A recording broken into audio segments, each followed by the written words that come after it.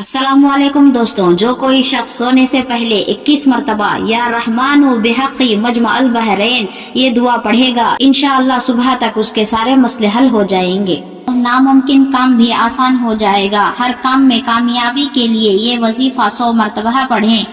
لا حول ولا قوت الا باللہ العلی العظیم۔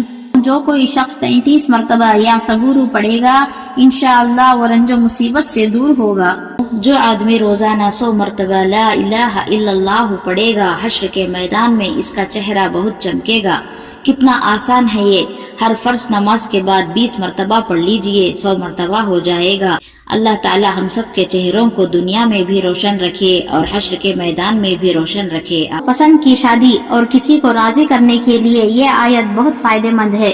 جس کسی کو منانا ہو یا راضی کرنا ہو تو سورۃ یاسین کی یہ آیت 100 مرتبہ پڑھیں۔ انشاءاللہ اس عمل سے آپ کے مسئلے کا حل مل جائے گا۔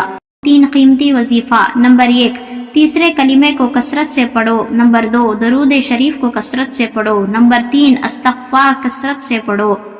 انشاءاللہ اس عمل سے آپ کا مقدر بدل سکتا ہے۔ ایک دفعہ آزما کر ضرور دیکھیں۔